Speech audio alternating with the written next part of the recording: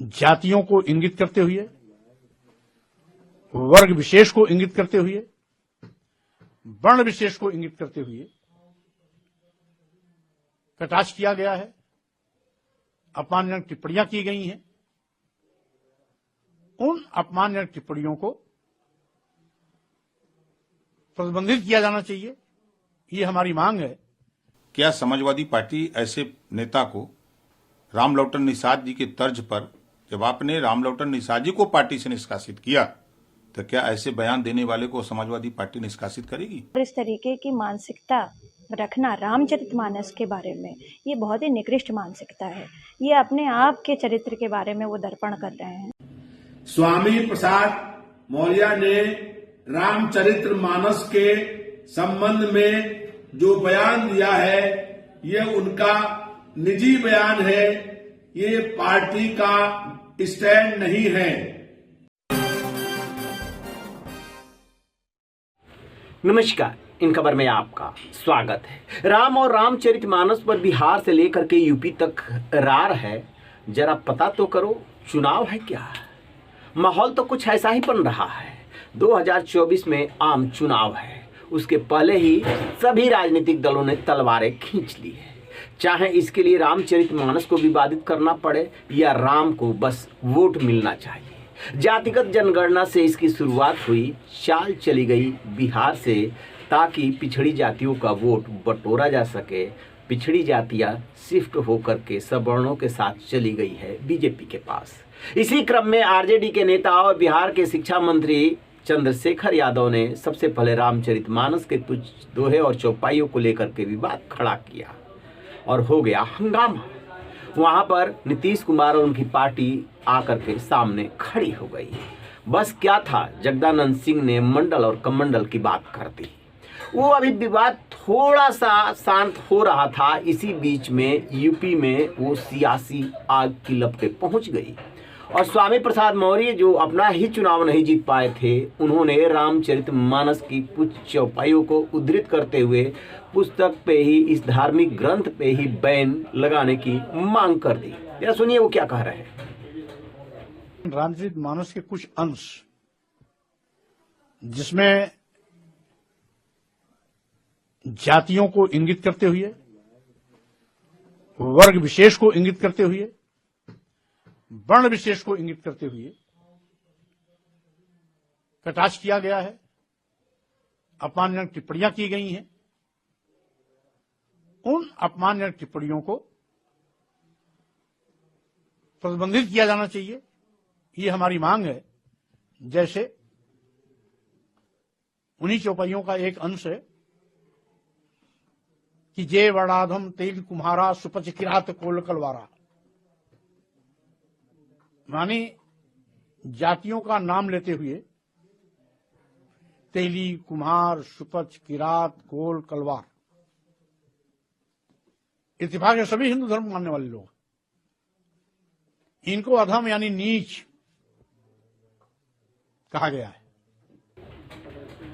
बस क्या था, संग्राम तो छिड़ना ही था। साधु संत सब आ गए कि ये वोट की खेती की जा रही है। अभी तक जो लोग शांत थे वो भी सामने आए। ओपी राजभर सुभाषपा वाले बोलते हैं, बेबाक बोलते हैं। उन्होंने तुरंत स्वामी प्रसाद मौर्य पर नहीं, अखिलेश यादव पे वार किया कि लोटन राम निषाद ने 2020 में राम के अस्तित्व पर सवाल खड़ा किया था तो उनको बर्खास्त कर दिया गया था। सपा पिछड़ा प्रकोष्ठ के प्रमुख थे। क्या स्वामी प्रसाद मौर्य को भी पार्टी से निकाला जाएगा? सुनिए वो क्या कह रहे हैं। जिन पे पिछड़ा दलित अल्पसंख्यक विश्वास करता है, वो समाज के नेता सत्ता में रहते हैं, तब उनको ये सब चीजें याद नहीं आती हैं। सत्ता से बेदखल होने के बाद इनको याद आती है। क्या समाजवादी पार्टी ऐसे बयान पर, समाजवादी पार्टी के नेता ने जो बयान दिया है, क्या समाजवादी पार्टी ऐसे नेता को रामलौटन निषाद जी के तर्ज पर, जब आपने रामलौटन निषाद जी को पार्टी से निष्कासित किया, तो क्या ऐसे बयान देने वाले को समाजवादी पार्टी निष्कासित करेगी? इसके बाद बारी थी छोटी बहू अपर्णा यादव की। अपर्णा यादव फिलहाल बीजेपी में है। बीच में बातें चलने लगी थी कि वो भी जो है जा सकती हैं, समाजवादी कुनबे में एका हो रहा है, सैफई कुनबे में एका हो रहा है, तो वो भी अपने कुनबे में लौट सकती हैं। लेकिन अभी तक ऐसी कोई खबर नहीं आई कि लौटने के लिए रास्ता बन रहा है, लिहाजा वो सामने आई और स्वामी प्रसाद मौर्य के सोच को ही निकृष्ट सोच बता दिया। छोटी बहू को सुनिए। मैं समझती हूँ रामचरितमानस एक ऐसा ग्रंथ है जो कितनी भाषाओं में लिखा गया है और कितना बृहत है। इसको जब भी पढ़ता है व्यक्ति और जब भी इसका जो है चित्रण देखता है, टीवी पर हो, मंच पर हो, तो हमेशा नया जैसा प्रतीत होता है। इस तरीके की बात किसी भी राजनेता के कहने के लिए मुझे नहीं लगता कि ये उचित है, और इस तरीके की मानसिकता रखना रामचरितमानस के बारे में ये बहुत ही निकृष्ट मानसिकता है।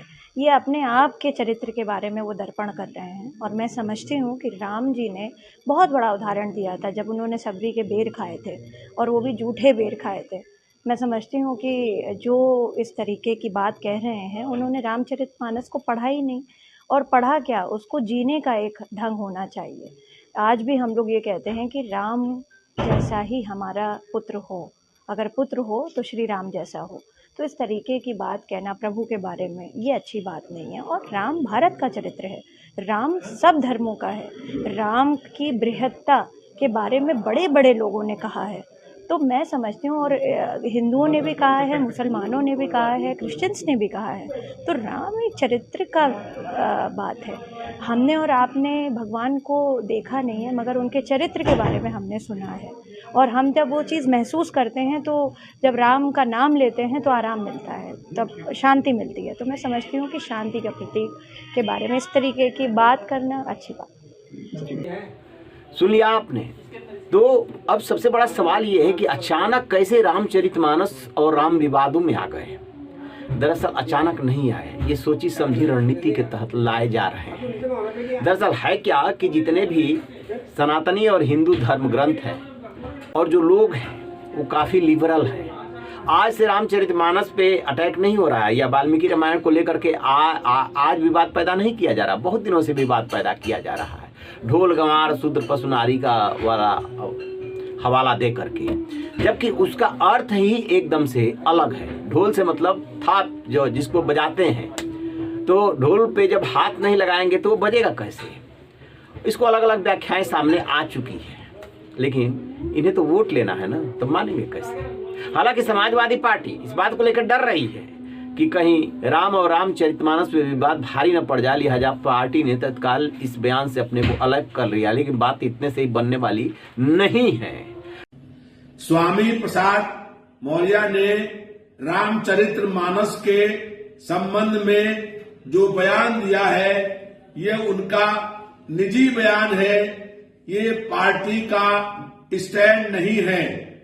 राजनेताओं को महंगाई, बेरोजगारी, भ्रष्टाचार, विकास और जो जनता के मुद्दे हैं, इन पर बोलना चाहिए, और धार्मिक पुस्तक के बारे में उनको बोलने से बचना चाहिए।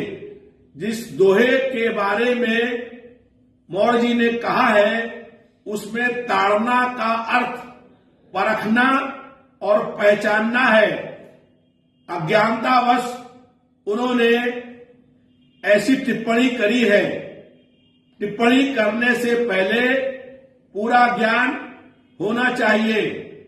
माननीय राष्ट्रीय अध्यक्ष जी के संज्ञान में पूरा प्रकरण आ गया है, और वो शीघ्र ही इस पर समुचित कार्रवाई करेंगे।